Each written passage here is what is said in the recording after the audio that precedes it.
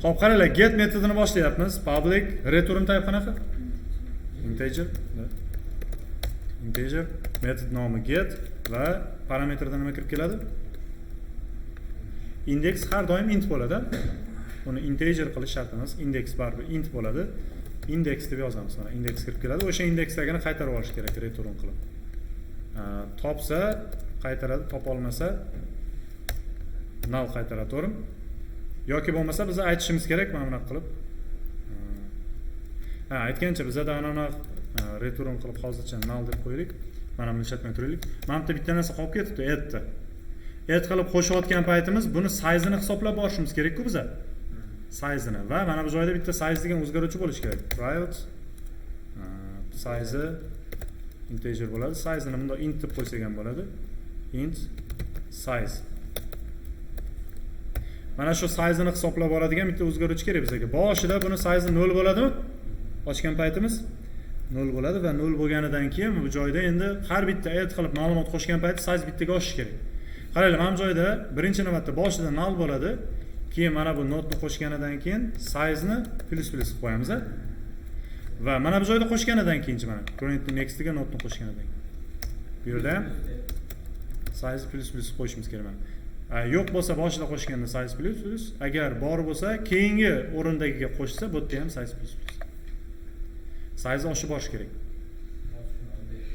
Endi yana bitta zo'r joyi biza mana bu joyda public return type int bo'lgan size degan metodini ham yoza olamiz, to'g'rimi? Returnda biz size ni qaytarib yuborsak bo'ldimi? O'sha size-ni oshirib boradi. Mana bu hozir size-ni ekranga ham chiqarib ko'ramiz, esoutda. Linked listning ichidagi size degan metodni mana 5 chiqish kerak bizda. Mana size ham to'g'ri chiqyapti.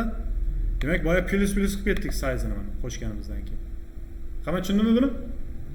Add qilib qo'shgan paytimiz plus qildik. Endi mana bu joyda get qilib olayotgan paytimizda bitta narsani tekshirishimiz kerak bizga.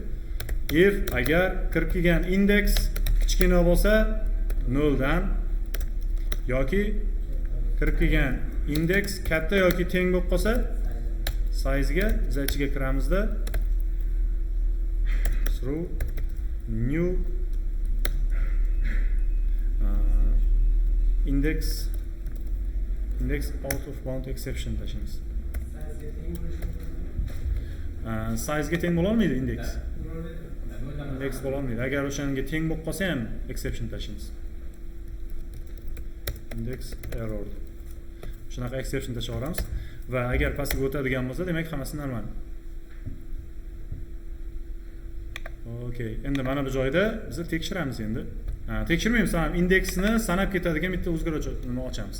Qaranglar, masalanda indeksga prosta 3 kirib kelgan bo'lsa, 3-indeksdagini qaytarib olishimiz kerak, to'g'rimi? Lekin linked listlarda hech qachon indeks bo'lmaydi. Biz o'zimiz sanab 3-ga borishimiz kerak. 0-chi, 1-chi, 2-chi, 3-chi deb 3-gacha o'zimiz borishimiz kerak. O'shani sanab borishimiz uchun bizga mana shu joyda o'zgaruvchi kerak bo'ladi. Int tipida count degan o'zgaruvchi kerak bo'ladi. 0 bo'ladi default valuesi va mana bu joyda endi boyagiday not kerak. Not current ochamiz. Nima solardik bunga? Endi hisob qo'yamiz. Va while da endi ketamiz. Currentning next teng bo'lmasa null ga deymizda keyingisiga o'tib ketaveramiz. Demak, mana bu joyda currentning o'ziga solib qo'yamiz. Currentning next va ana u countni plus qilib ketamiz. Endi plus qilib ketayotgan paytida mana shu joyda ifda tekshirib qo'yamiz. Agar mana shu count bilan tepadagi mana parametrda kirib kelgan indeks teng bo'lib qolsa, o'sha joyga kelgan bo'lamizmi? O'sha joyga kelgandan keyin dash olib ketmaslik kerak, dash ketmaslik kerak. Shu yerda break to'xtatib qo'yish kerak. Break beramiz, to'xtatamiz. Shu yerda. Va pastga o'tishadi. O'sha yerda pastida mana shu currentning datasini qaytarib olamiz keyin. Chunki o'sha yerga keldi o'sha indeksga. O'sha indeksga kelgandan keyin buni qaytarib olamiz keyin. Tushunyapsizmi? Currentning o'ziga currentning next'ini solib keyingisiga o'tib ketyapmiz.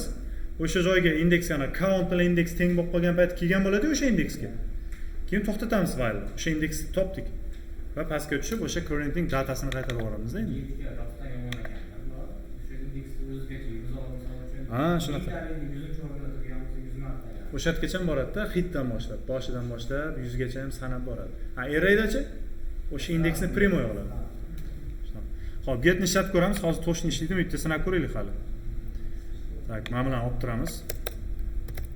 Assout linked listni ichidan get qilib ikkinchi indeksini olaylik. 0 1 2 9 chiqish kerakmi? Ishladi. 9 chiqdi. Mana 0 1 2 ikkinchi indeksdagi chiqdi. Nima bo'layotganini tushunyapsizmi qilib? Panikaga tushib qolmadinglarmi? Xatga kelib qoldim sizni. Bu endi linked list o'zi eng qiyin narsa bu. O'z bizlar ham masalan shu o'zim PDP'da o'qiganman, o'sha o'qib yurgan paytim ham linked listni o'sha o'tgan paytimiz miyam to'g'rimizda qolgan uni ham shunaqa o'rgana olmasdan. Qanaqa ishlayotganligini tushunmasdan. Buni hozir mana o'rgandinglar, keyin sal bir 2-3 oy o'tganidan keyin bu sal esinglardan chiqadi keyin. Bitta qarasanglar endi eslab olaverasizlar. Bitta kirishib olsanglar, bitta qarab olsanglar eslab yana ketaverasizlar.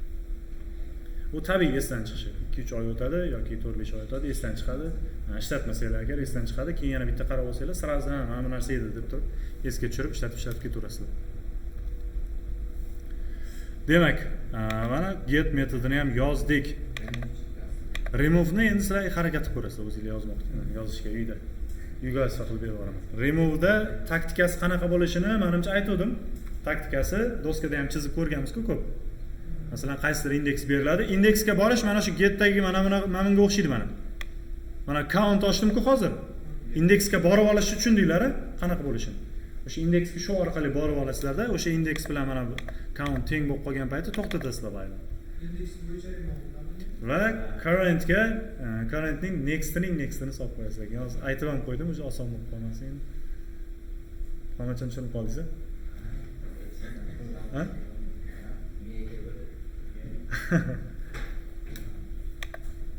Yozib qolamiz bo'lmasa. Remove ham. Xo'p, mayli, uyda yozib kela qolinglar. Hozir unga vaqt sarflamaymiz. Demak, hozir asosiylarni yozdik mana. Addni yozdik, getni yozdik, size bor, toString bor. Mana toString videoga tushmay qoldi-yu, videodagilarga mana toString metodini yozib qo'yganmiz. Buni ham yozib olasizlar mana. toString har doimgidek bilasizlar menimcha toStringni. Shunday hammasini ekranga chiqarmoqchi bo'lsak, linked listni o'zini shunday yozib qo'ysak bo'ldi, toString ishlab hammasi ekranga chiqadi.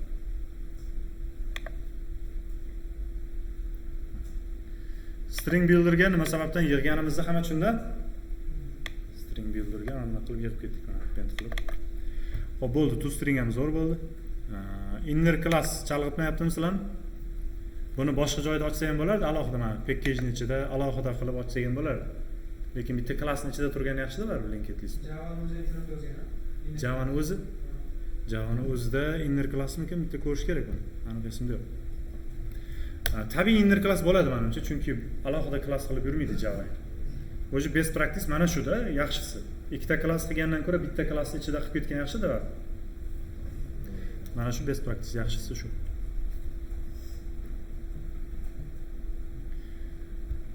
Okay, linked listni endi generic qilsak bo'ldi.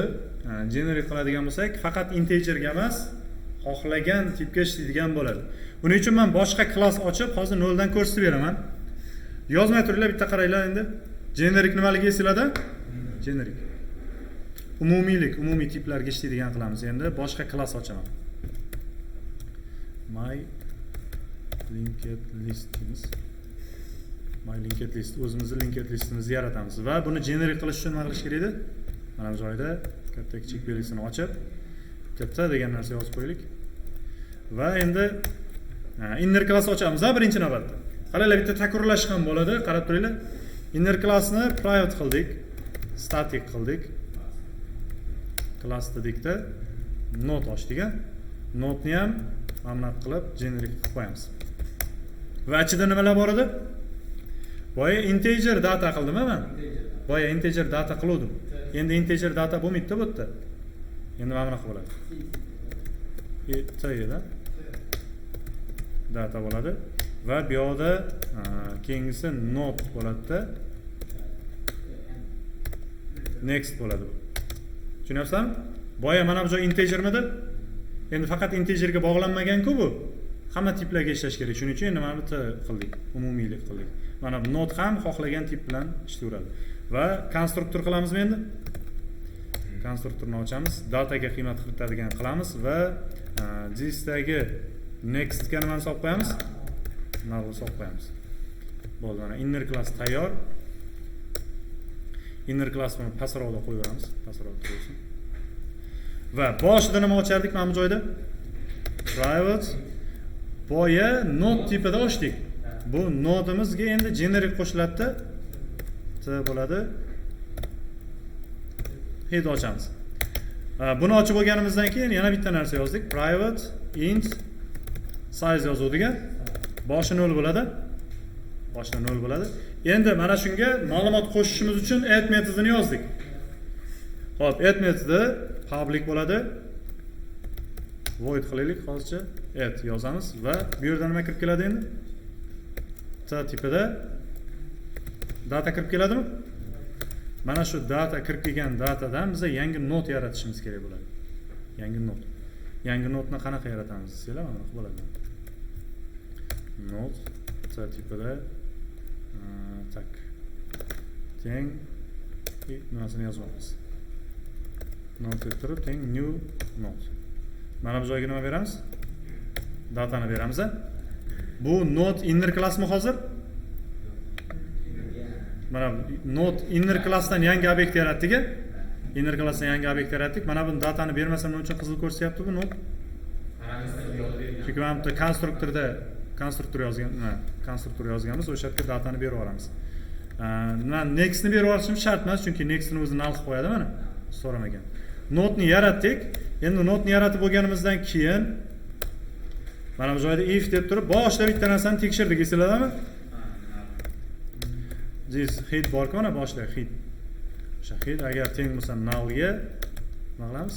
Boshqa qo'shib qo'yamiz. Head null ga teng bo'ladigan bo'lsa, mana shu head ga this bilan yozaylik, this head ga solib qo'yamiz. Mana shu node nima? Solib qo'yamiz va bu yerda return bilan to'xtatib qo'yishimiz kerak. Size plus qilmay turamiz. Yo'q, lekin return berganmiz-ku. Plus qilar ekanmiz. Size plus bo'ladi. Endi pastga tushsa-chi, agar boshi null bo'lmasa, element bo'lsa, 1-2 ta bo'lsa agar davomidan qo'shib ketishimiz kerak-ku. Davomidan qo'shishimiz uchun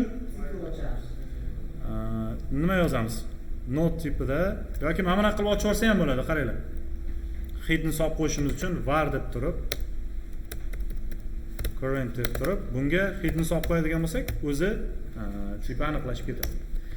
Var esinglardan bitta ko'rib ketdik buni, var.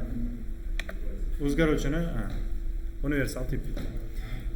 Endi while da currentning next teng bo'lmasa null ga deymizda, mana shuni ichida endi keyingisiga o'tib ketamiz. Keyingisiga o'tishimiz uchun current o'ziga currentning next'ini solib qo'yishimiz kerak bo'ladi. Shunaqa qilib keyingisiga o'tib ketaveradi, to'g'rimi? Mana while'ning figurni qavsini ham olib tashlaylik, qisqaroq bo'lsa, mana bunaqa qo'ysak ham bo'ladi, mana yoki davomidan yozib qo'ysak ham bo'ladi. Mana bunaqa tura qolsa mayli. Endi oxirida shu kelgan joyiga biza nimani solishimiz kerak? Currentga solib qo'yishimiz kerak bo'ladi. Node-ni, to'g'rimi? Node bu mana buni tepada ochilgan mana bitta obyekt.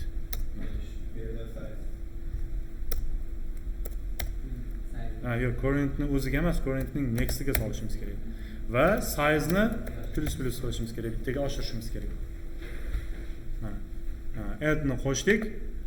Bu endi generic bo'ldi. Universal xohlagan tipimizda ochib ishlayveramiz. Xuddi linked list bilan birga-bir bo'ladigan bo'ldi. Add qilib qo'shib ketaveramiz. Faqat qo'shganimizdan keyin endi ularni nima qo'shganlarimizni ko'rishimiz kerak-ku. Ko'rishimiz uchun toStringni override qilamizmi? Pastda toStringni override qilishni ham yozib qo'yamiz. Demak, Ctrl O ni bossak va toStringni shunday tanlaydigan bo'lsak, override bo'ladi va returnda hozir string builderni qaytarishimiz kerak bo'ladi. String builder teng new string builder. O'tgan nimani yozib qo'yardik? Ochilgan qavs. Va pastda returnda builderni o'zini qaytara olmaymiz, a? Builderni o'zi string builder tipida. Shuning uchun toString qilib stringga o'giramiz. Va bu yerda ham var tipida o'zgaruvchi ochaman. Current degan o'zgaruvchi ochamizda bunga hidni solib qo'yamiz.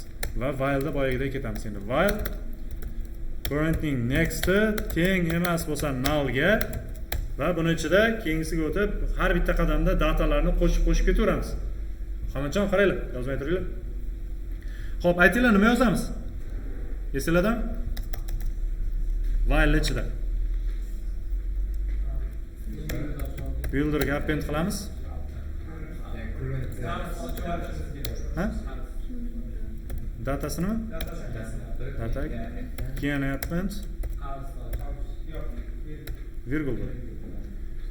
Hop. Keyingisiga o'tish kerak endi. Keyingi nodga o'tish kerak. Buning uchun currentga solib qo'yamiz. Next'ni. Keyingisiga o'tib ketaveradi. Endi oxirgisini solmay qo'yadi-yu. While'dan pastga tushgandan keyin qilamiz uni. While'dan pastga tushadi. Builder'ga append qilamiz. Birinchi navbatda datani currentning datasini olib qo'yamiz. Keyin yana append qilamizmi? Yopilgan qolsa. Bo'ldi, keyin return qiladi mana. ToString ham tayyor. Endi ishlatib ko'rsak bo'ladi. My linked list mana main ichiga kelamizda. Mana bu integer linked listida boyagi birinchi shu orqali tushunib olganimiz menimcha yaxshiroq bo'ldi. Integer orqali. Generic bilan endi muammo bo'lmay qoldi-yu, to'g'rimi? Bularni comment qilib turaylik. Endi xohlagan tipda ochsak bo'ladi bizga. Linked listni xullas o'zimiz yaratdik mana. My linked list. Endi masalan string tipida ham ochsak bo'ladi. String tipida linked list yoki list deb qo'ydik. List teng new my linked list. Xo'p, endi bu yerda hisobga ketaveramiz. list.add qilamizda bemalol mana stringlardan yaratib ketaveramiz. Bali. Mana ketdi. Va so'ngda hozir listni o'zini shunday yozib qo'ysak, nima ishlaydi bu yerda? ToString ishlaydi va polni ekranga chiqarib beradi. Mana tayyor. Generic linked list ham endi amallasa bo'ladi. Endi sizlar integer linked list emas, mana shu generic universal umumiy linked listda remove metodini yozib kelishingiz kerak. Qolgan metodlarni ham hali yozmadim, mana getni yozmadim bu yerda, to'g'rimi? Getni yozmadim. Keyin yana nimalar bor edi? Size bor edi. Size yozish endi oson. Size plus qilib mana qilib ketib, oxirida mana bitta size'ni return qilib qo'ysak bo'ladi. O'sha demak get bilan remove'larni yozishingiz kerak bo'ldi. Get remove. Va yana bir ikkita metodlar bo'ladi. Hozir o'shalarni uyga isfa qilib berib olishim uchun yozib olayman hammaga. Bu generic linked listda sizlar qilishingiz kerak bo'ladi get metodini, to'g'rimi? Keyingisi remove. Nimasi? Size, size bor. Size endi oson bo'ladi. Yana bitta. Add first. Keyin getlarda ham shunaqa qilib yozishingiz kerak bo'ladi. Get first. Get first. Keyin get last. Shunaqa qilib yozishingiz kerak. Get first bo'ladi.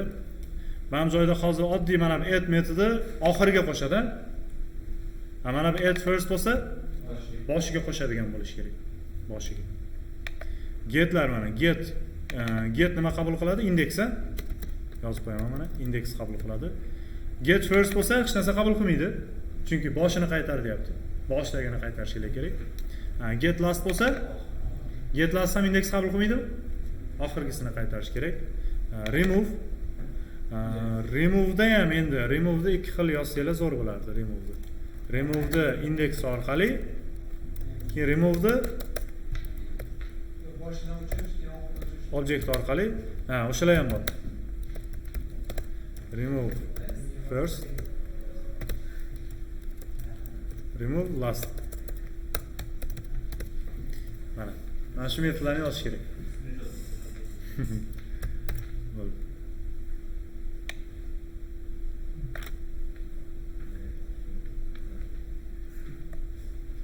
homework qilibmiz qani.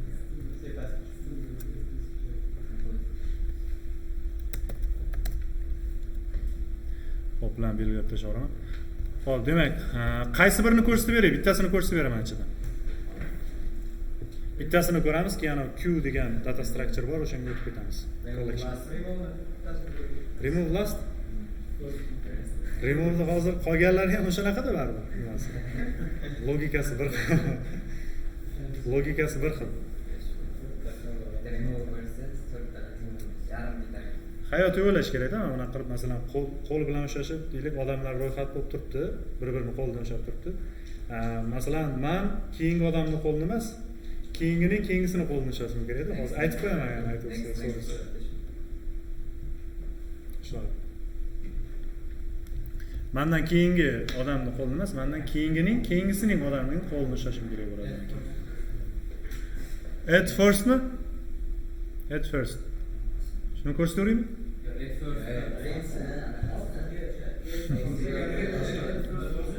Ha? Bo'ldi, ko'rsatmayman, o'zingizlar harakat ko'ringlar. Tak. Remove last. Remove last lekin oson ekan, mana shu remove last ko'rsatib bersammi? Oson. Remove first ham oson. Headni next'ini solib qo'yishingiz kerak bo'ldi. Tushundingizmi? Shunda bitta keyingisiga o'tadi, head o'sha keyingisi bo'lib qoladi. Uziladi o'sha. Bo'ldi, menimcha amalliysizlar. Sizlarga ishonaman. Xo'p, endi mavzumizga qaytamiz. Qaranglar, setlarni tugatdik-a biz. Setlarning ichidan qaysilarini o'rgandik? Shunda bitta takrorlab olaylik, keyin mana bu Q ga o'tamiz. Hashsetni o'tdik, linked hashsetni o'tdik, yana bittasi bor. Treeset. Bularning farqlari nima deydi? Treeset, linked hashset va hashset. Treeset tarixga bilan chiqarib beradi. Sort qilib saqlaydi, ma'lumotlarni sort qilib saqlab ketadi. Linked hashset bo'lsa, bunda ham ketma-ketlik bor ekan. Sort qilmaydi, qo'shish tartibi bilan saqlaydi. Hashsetchi. Barchalarni chiqarmaydi, Yo'q, qo'shish tartibi qanaqa hashsetda? Da. Hash kodiga qarab har xil. U saqlamaydi qo'shish tartibini. Xo'p, uchalasining ham o'xshashligi nimada shunda? Uchalasining ham o'xshashligi set interfeysdan implementatsiya olgan. Xo'p, yana duplikatlarni saqlamaydi shular. Bunga olgan. Shunaqa. Xo'p, yana bitta narsa mana treesetda null qo'shish mumkin emas, biz adashmasam mana ro'yxatda null qo'shish mumkin emas mana. Treesetda boshqacha joyi bor ekan. Null umuman qo'shish mumkin emas ekan treesetda. Mana bulardachi linked hashset bilan hashsetda bitta null qo'sha olamiz. Shunaqa. Xo'p, Q ga o'tamiz endi. Bu nima edi? Q degani navbat degani, demak bu qanaqa tartibda ishlashi mana bu joyda yozilgan mana. Xo'p, xullas bu ham collection interfeysdan extens olgan bitta interfays bu. Q. Boya aytganimizdek, boshida qanaqa dedik? Collection interfaysdan nima olganlar, nasl olganlar? Linked list. Mana shu yana bitta package ochib olaylik hozir.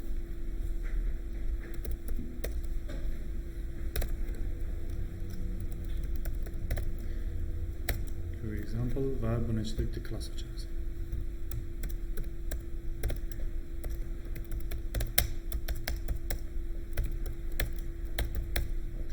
Xo'p, demak, collection bor edi, qaranglar.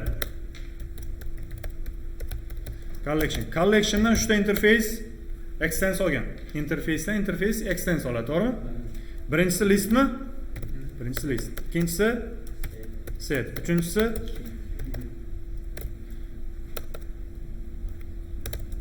mana shu. Demak, mana shu Q interfeysi haqida gaplashamiz endi. Q birinchi navbatda collection interfeysidan extens olgan Q interfeysi. Xo'p, endi Q interfeysda o'zi taqdim etgan va collection interfeysdan kelgan metodlar bor ekan. O'zida ham metodlar bor Qda, chunki collectionga o'xshamagan narsada bu Q. Navbat. Birinchi kirgan, birinchi chiqadigan joylari bor, shunga o'xshagan joylari bor. Bu collectionga o'xshamaganroq joylari bo'lganligi uchun ham o'zini metodlari ham bor. Demak, birinchi qoidasi bu FIFO prinsipida ishlaydi. FIFO. First input, first output degan. FIFO. Mana aytilgan first input, first output. Birinchi kelgan, birinchi ketadi deb tarjima qilsak bo'ladi. Xo'p, demak, mana shu prinsipda ishlaydi. Eng glavniysi mana shu prinsipda ishlashligini tushunsanglar bo'ladi. Endi qaranglar. Bu yerda priority queue bor, bu class. Biz hozir priority queue emas, mana bu array deq ni o'rganamiz. Bu array deq mana shu queue dan implementatsiya olgan. Ya'ni mana shu yerda ko'rsatadi, mana queue dan implementatsiya olgan array deq.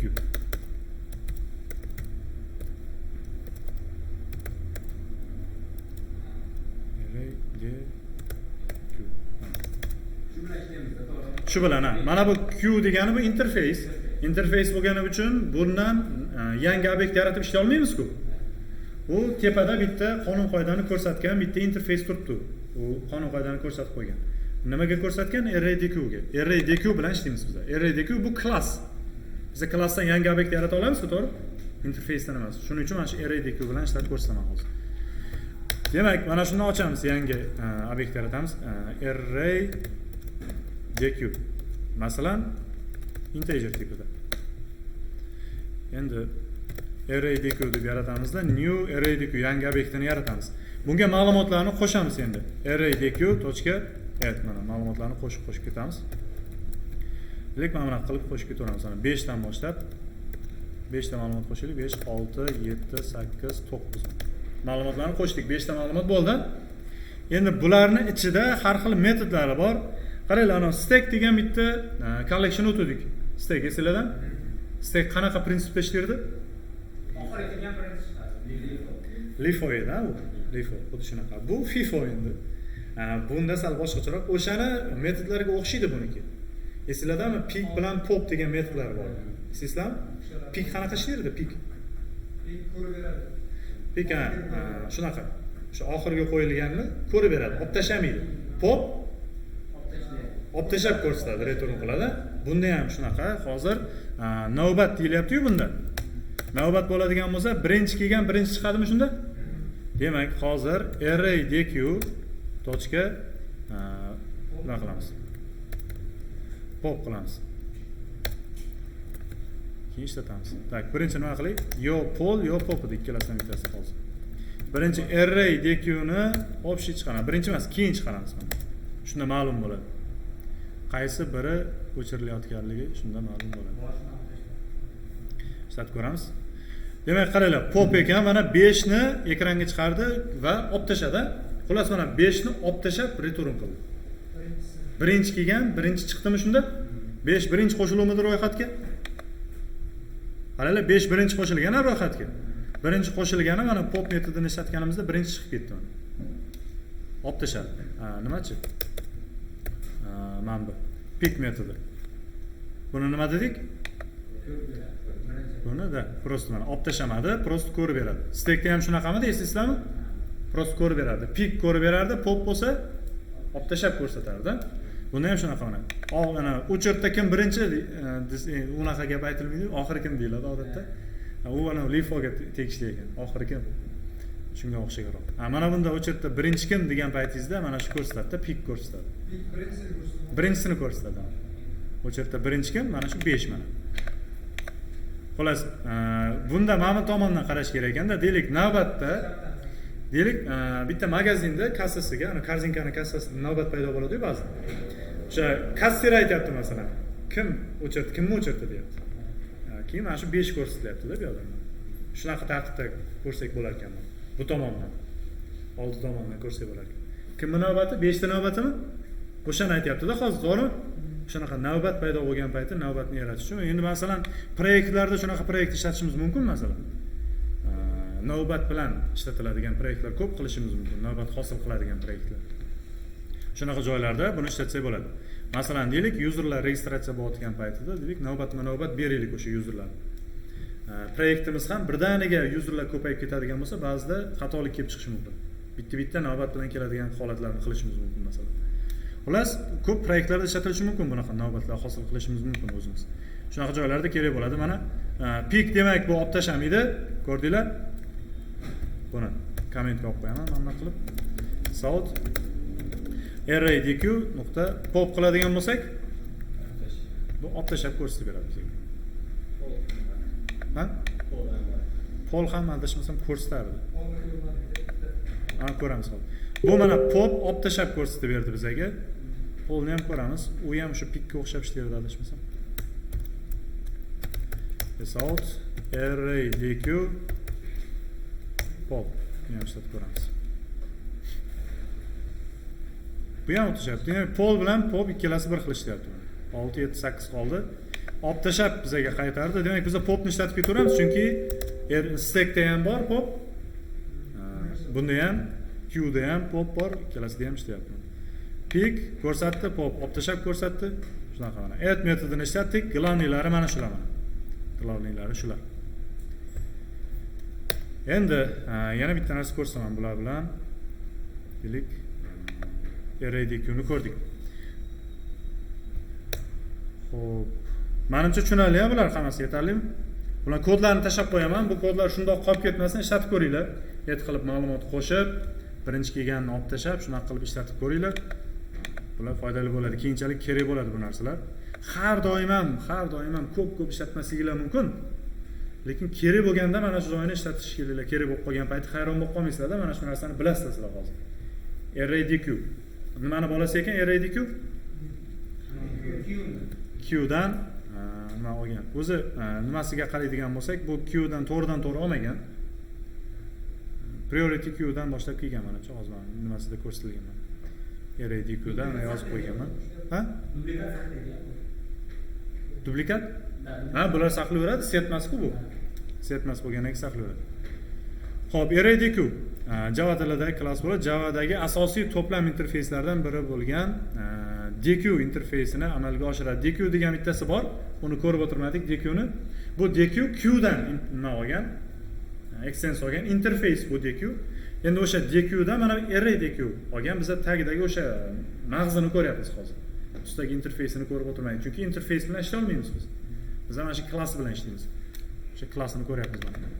Ya'ni men aytmoqchi bo'lganim queue'dan to'g'ridan-to'g'ri olmagan array deq. Queue'dan deq extens olgan, bu deq bu interface, mana shu interfaysdan implementatsiya olgan array deq. Xo'p, mana bu joyda mana qoidalari bor, FIFO tartibida ishlashi va boshqa qo'shimcha qoidalar bor. Bularni o'qib ko'rasizlar. Men tashlab qo'ydim gruppaga.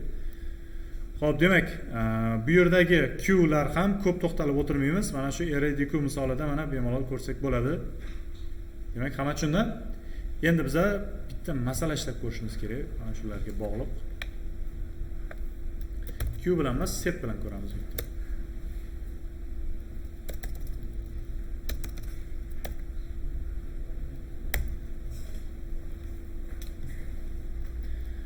Tak.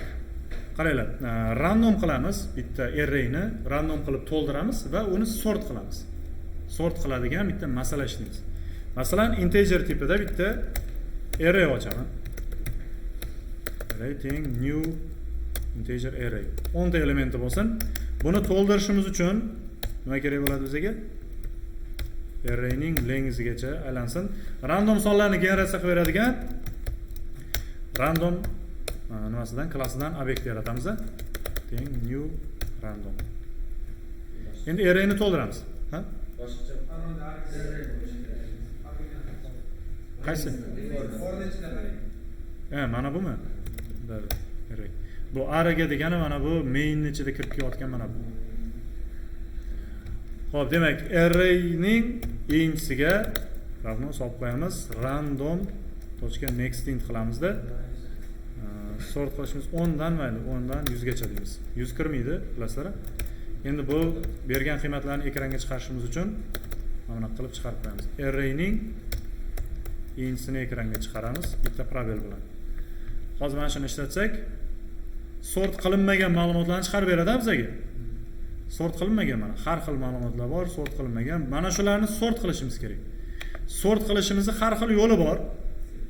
Biz o'zimiz ham ichma-ich for ochib sort qilsak bo'ladi. Sizlardan videosini ham ko'rdik, sort qilishni, ikkita aylantirib, bubble sort. Bunaqa qilib sort qilsak ham bo'ladi, lekin eng oson yo'li, demak, oxiriga o'tganimiz 3 set bor edi-yu. Treeset ma'lumotlarni qanday saqlaydi? Sort qilib saqlab ketadi. Har bittasini qo'shgan paytimiz o'zi sort qilib ketadi ma'lumotlarni. Demak, mana shu ma'lumotlarni biz Treesetga yig'adigan bo'lsak, o'zi sort bo'lib qoladimi? Keyin o'shalarni ekranga chiqaramiz. Xo'p, qanday yig'amiz unda bu ma'lumotlarni Treesetga? Demak, pastdan for ochamizmi? Arrayning length'igacha aylantiramiz. Bu forda ichida Treesetga yig'ishimiz kerak, uning uchun Treeset ochishimiz kerak ekan tepasida birinchi.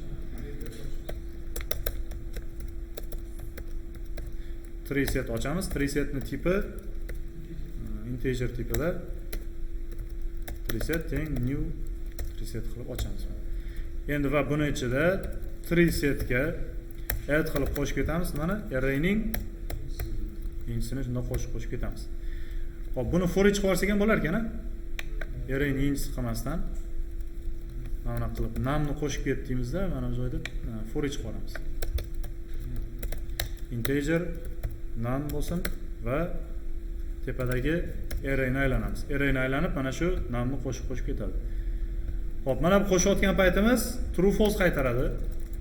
Bilasizlar, true false qaytaradi. Agar mana shu qo'shayotgan num Treesetning ichida yo'q bo'ladigan bo'lsa, true qaytarib turaveradi.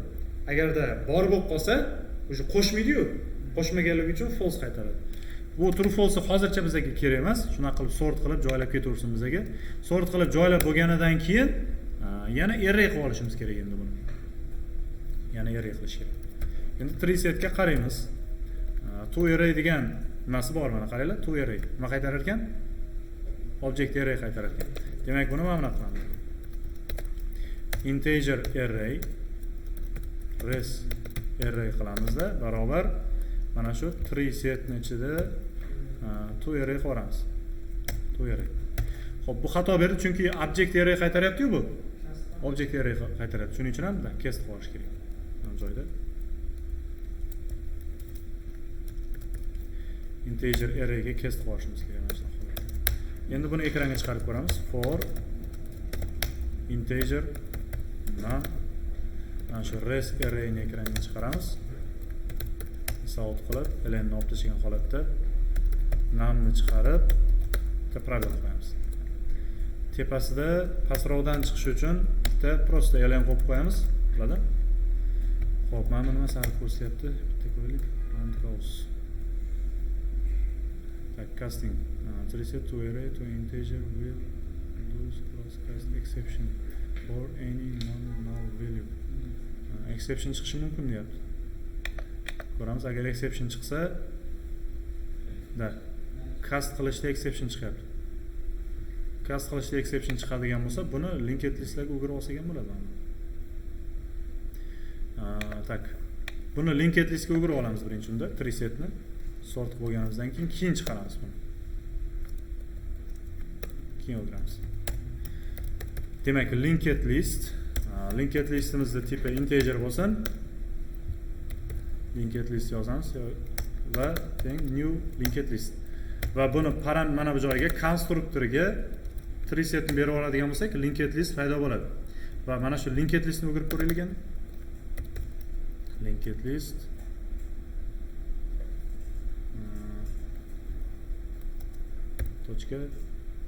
to array cast qildik. Bunda ham shunaqa xato bo'ladi. Unda bitta solib chiqishimiz kerak arrayga. Endi nima uchun arrayga solyapman? Linked listni o'zini ham chiqarishim mumkin. Litkodda mana shunaqa masala bor-da. Mana bunaqa bitta metod beriladi. Metodga array kirib keladi. Arrayni sort qilib, array qilib qaytarib olish kerak-da. Linked list yo Treeset qilib ekranga chiqarib qo'ya olmaymiz linked listni. Nimada? Unda litkodda biz mana bunaqa nima qilishimiz kerak? Metod qilishimiz kerak. Public, static, masalan, return type integer array bo'lishi kerak. Sort metod deymiz va buni parametriga integer array kirib keladi mana bunaqa. Array. Va sort qilib natijada ham arrayni qaytarib olish kerak. O'shanaqa arrayni qaytarib olishimiz uchun biz ham mana qilib linked listga o'girib olib, uni arrayga o'girishimiz kerak bo'ladi. Treesetda get degan metod yo'q, bilasizlar? Treesetda. O'sha get degan metod yo'q bo'lganligi uchun ham men uni linked listga o'girib olyapman. Linked listda bormi get? O'sha orqali yana array ga o'girib olsak bo'ladi. Endi mana bu joydan kiritilgan arrayni berib yuboramiz. Mana bilan o'chirib turaylik hozir. Presetlarni o'chirib turamiz. Mana shu masalani boricha ko'rsatib beray. Bu yerda endi sort arrayni sort method degan metodga berib yuboramiz mana bu joydagi arrayni. Arrayni berib yuboradigan bo'lsak, ketdi mana bu joyga kirib keldi array. Buni sort qilib, array qilib qaytarib yuborish kerak endi. Qaytarib yuboradigan bo'lsa, mana bu joyga mana bunaqa array kirib qaytib keladimi? Integer array res array deymiz. Mana shu res arrayni ekranga chiqarib qo'yish kerak ekan. Ekranga shu yerda o'zida ham birdaniga chiqarib yuborsa ham bo'ladi, bilsanglar, arrays klassining toString metodi orqali. Masalan, res arrayni beradigan bo'lsak, string qilib chiqarib beradi. Endi mana bu joyda qanday sort qilar ekanmiz? Sort qilishimiz uchun preset ochamiz. Presetning tipi integer preset teng new preset yozamiz. Va bunga ma'lumotlarni solib ketamiz boyagidek. Integer num bo'lsin, keyin arrayda aylansin va presetga joylab ketamiz. Preset.add qilib joylab ketamiz. Mana shu num. Joylab bo'lganimizdan keyin buni endi arrayga aylantirib, qaytadan arrayga aylantirib qaytarib yuborishimiz kerak. Arrayga aylantirib qaytarishimiz uchun endi linked listdan foydalansak bo'ladi. Sababi linked listda get bor. Linked list integer bo'lsin. Keyin new linked list. Mana shuni endi konstruktoriga men presetni berib yuboraman. Sort qilingan tayyor presetni. Va mana shu joyda endi natijani qaytaradigan array ochamiz. Integer array. Integer array res teng new integer deymizda uzunligiga mana bu linked listning bunda size bo'ladi. Size'ini berib yuboramiz. Va for da aylanib mana shu linked listning ichidagilarni for i da aylanishimiz kerak. 0 dan mana shu resning lengthgacha aylansa bo'ladi yoki ana tepadagi linked listni sizegacha aylansa ham bo'laveradi. Endi arrayning inchisiga barobar bilan solib qo'yamiz. Linked list get qilib mana inch indeksini berib yuboramizmi? Shuna qilib yig'ib returnni qaytaramiz keyin. Mana bu array deyapman. Array emas, resda res. Mana bu resni qaytarishimiz kerak. Resga shuna qilib yig'ib biz resni qaytarib yuboramiz endi. Mana tayyor bo'ldi. Bu yerda endi tayyor bo'lgani qaytib mana shu res array deganga qaytib keladi va o'sha res arrayni ekranga chiqarib ko'ramiz. Tashlatib ko'ramiz endi. Davomidan chiqib qoldi. Pastdan chiqish uchun nima qilishimiz kerak? Mana bu yerda tepasida prost bitta sort qo'yib yuboramiz bo'ldi. Sort qilib berdim. 11, 15, 17 ketdi mana. Hammasi sort qilindi. Xo'p, LeetCode'da masala ishlashga tayyorlanyapmiz. Keyingi darsga bir ikkita masalalar yig'ib kelaman. Bizga to'g'ri keladigan mana shu preset, stack yoki bo'lmasa queue shunga o'xshagan collectionlarga to'g'ri keladigan topib masalalar yig'ib kelaman. O'shalarni ishlab ko'ramiz. LeetCode'da hammani profili bor. Kimdadir profili yo'q bo'lsa LeetCode'da profil ochib tayyor qilib keringlar. Verifikatsiyadan o'tib, shunaqa qilib tayyor qilib keldik. Keyingi darsda ishlab ko'ramiz LeetCode'da masalan. Mana shu metodni hozir shuning uchun ishladim. Shunaqa misollar borda. Array beriladi, sort qilib array qaytaring. Preset qaytara olmaymiz-da undan. Array qaytarish kerak. Shuning uchun ham shunaqa ishladim. Xo'p, demak ko'rdik bularni ham. Tushunarli bo'lsa, Qni tugatdik endi. Array tugagan bo'ldi. Xo'p, savollar bormi bugungi mavzular bo'yicha? Bu modulda nimalarni o'tdik o'zi bitta orqaga ham qarab qo'yaylik.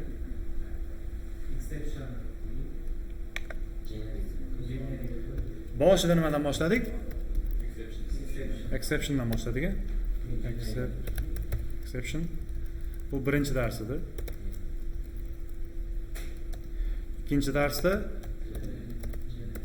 generic o'tdik. Uchinchi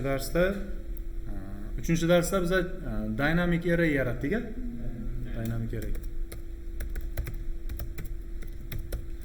Dynamic array yaratdik. Keyin 4-darsda o'sha collectionni boshladik. Collection boshlandi. 5-darsda o'tgan darsda setlarni o'tdikmi? Setlarni. Bugun tugatdik. Endi queue'ni ham boshladik mana. 6-darsda biz my linked listni yozdik birinchi. my linked list o'zimiz yozdik va Q ni yozdik, Q ni o'tdik. Xo'p, mana shu mavzularni o'tdik. Birinchi bu yerda mana bu genericni nima uchun o'tgan ekanmiz? Bu collectionlardan oldin genericni, sababi mana shu collectionlar generic ekan. Collectionlar generic bo'lganligi uchun mana shularni birinchi o'tdik.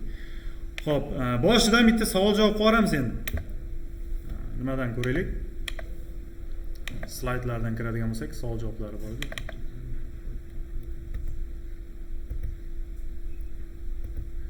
Teoriyaga ahamiyat berishimiz kerak. Tak, bizda exceptiondan boshlangan mana, exceptions.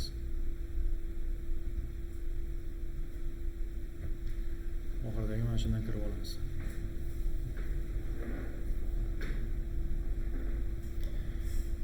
Tak, lesson 1 exceptiondan.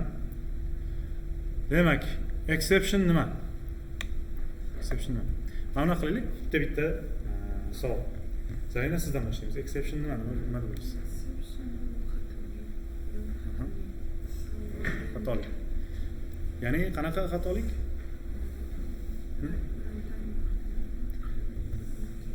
Runtime'da sodir bo'ladigan xatolik. Xo'p, bu dasturni ishlash nimasini, stekini, davomiyligini to'xtatadigan hodisa, bu to'g'rimi? Qanaqadir event to'xtatadigan. Exception deyiladi. Xo'p, exceptionning ham ichida bor edi. Mana shularda keltirilgan menimcha nima sababli exceptionlar yuzaga keladi deyilyapti. Sabablar ko'p exceptionlar yuzaga kelishiga. Qaysilari? Esingizda? Ha. Shunaqa. Shunaqa. Code error bor. Code error. O'zimizda nimasida bor? Code error shu. Da, boshqa indeks bera olsak errorga, to'g'rimi? Index out of mount exception chiqadimi? Shunaqa xatoliklar chiqadi. O'shalar aytilyapti xolos. Endi nima uchun exceptionlar haqida qayg'urish kerak o'zi? Mana shu savolga qana javob bersa bo'ladi. Nima uchun exceptionlarni biz oldini olishimiz kerak? Nima uchun qayg'urish kerak o'zi? To'xtamasdan davom etish uchun qayg'urish kerak. Shunaqa. Mana bu mashina misolida ko'rdik-a. Yo'lda davom etish uchun biz zapaska balon olib ketishimiz kerak. Eskicha ana balondan chiqib ketishi mumkin. Havo chiqib ketishi mumkin. Okay. Keyingisi.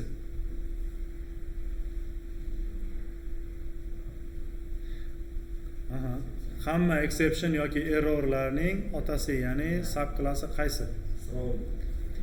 Throw bilan. Undan keyingisichi? Exception bilan yo'q, nimasi bor? Error bilan exception. Error bilan ishlamaymiz-da. Lekin throwable ikkita bolasi bor. Baribir uni bilishimiz kerak. Error bilan exception. Xo'p, error nima va qachon yuzaga keladi error? Bu dasturchilarga bog'liq xatolik emas. Biz xato hal qilamiz, xuddi shunaqa. Qurilmada bo'ladigan xato, xotira to'lib qolishi, shunga o'xshagan dasturchilar oldini ola olmaydigan xatoliklar. Masalan, xotirani kengaytirib qo'ya olmaymiz biz. Buni oldini ola olmaymiz, to'g'rimi? Xo'p, exception va error farqi nimada shunda? Exceptionni oldin olsa bo'ladi, error bo'lmasa. Zo'r javob, yaxshi. Xo'p. Qancha exception turlari bor? Endi mana exceptionni bolalari bor-a? Qaysilar? Nechta turga bo'linadi? Qanaqa turlarga bo'linadi? Exceptionlar. Mana shu checked bilan unchecked ikkita turga bo'linadi. Bunda nimasi nomi bilan qaraydigan bo'lsak, runtime exception bilan IO exception. Sizlarda? Shunaqa. Xo'p, shular endi bizga alohida exception class yaratish nimaga kerak? Bunga javob bera olasizmi? Ya'ni imенно mana shunaqa xatolikni oldini oladigan exception yo'q bo'lsa, biz o'zimiz yaratishimiz kerak.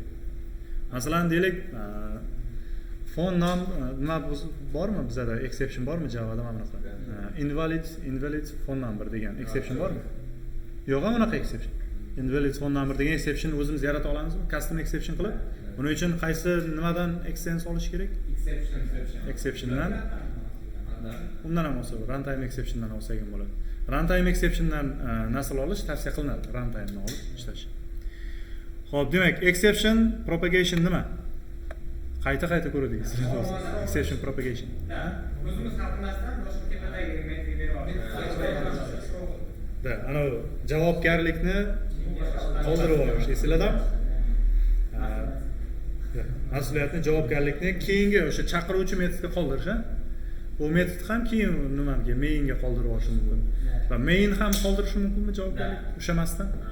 Main qoldirsa nima bo'ladi? Yo'q, main ham qoldirsa o'sha portlaydi. Exception sodir bo'ladi u. Da. Xo'p, yaxshi.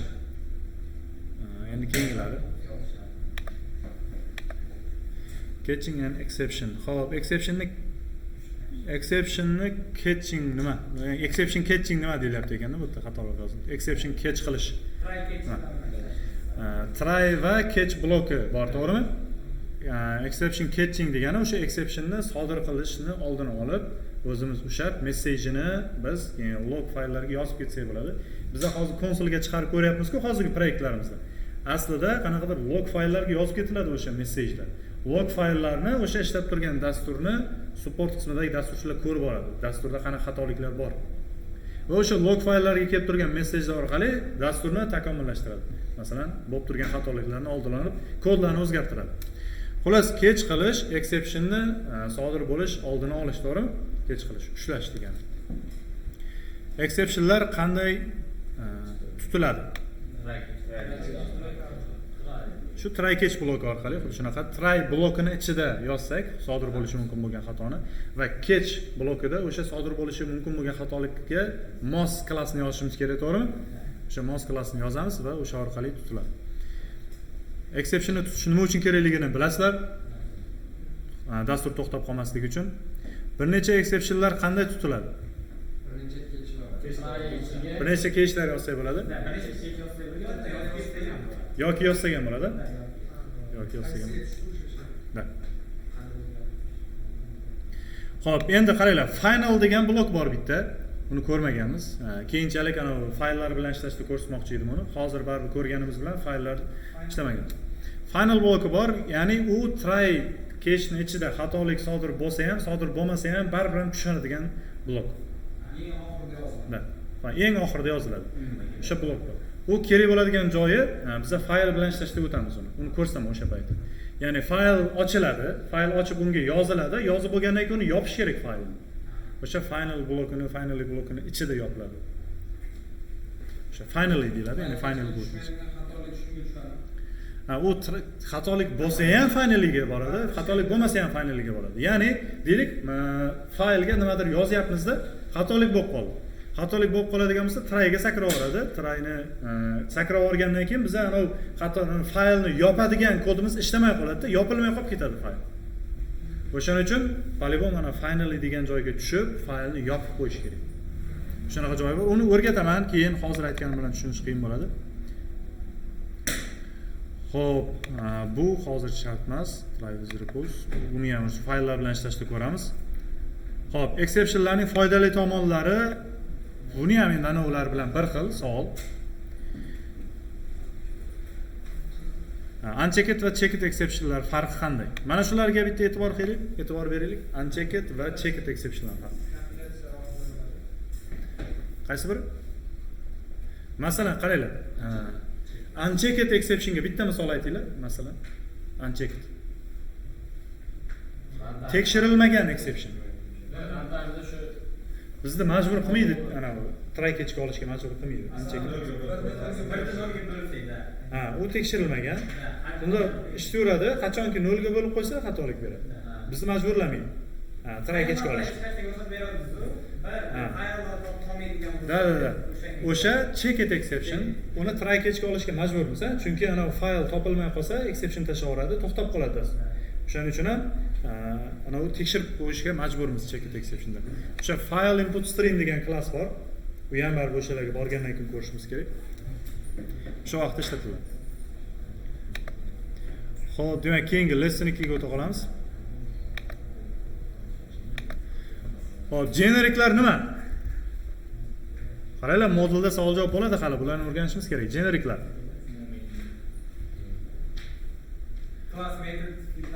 umumlashtirib. Generiklar bu umumiy tip yaratish, to'g'rimi? Generik degani umumiylik degani. Xo'p, generiklarning foydali tomonlari nimada desak, buni ham bilamiz. Bitta tipga bog'liq bo'lib qolmasdan xohlagan tipimiz bilan ishlay olishimiz kerak. Xo'p.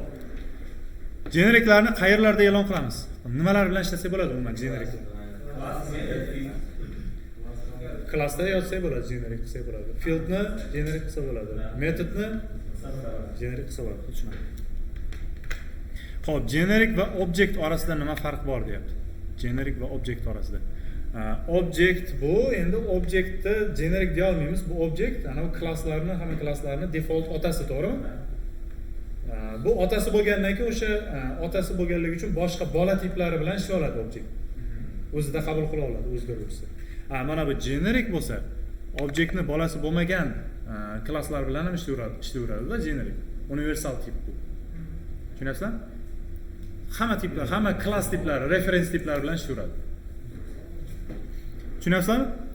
Objektni bolalari bor-ku, biz klass ochsak, deylik, bitta klass ochadigan bo'lsak, o'sha klass objektni default bolasi bo'ladi va biz objekt orqali boshqa tiplar bilan ana o'sha objektni bolalarini objekt o'zgaruvchisida saqlay olamiz.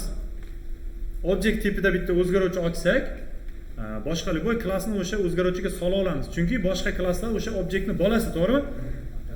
Avtomatik bolasi. Endi bu baribir o'sha o'zgaruvchi objekt tipli o'zgaruvchi bo'ladi-da. Endi generic bo'ladigan bo'lsa, generic tipida bitta o'zgaruvchi ochadigan bo'lsak, unga bitta deylik car tipini solib qo'ysak, o'sha generic car tipiga aylanadi-da. Bu car tipi holatida ishlaydi, car tipi ko'rinishida ishlaydi. Objekt bo'lmaydi u.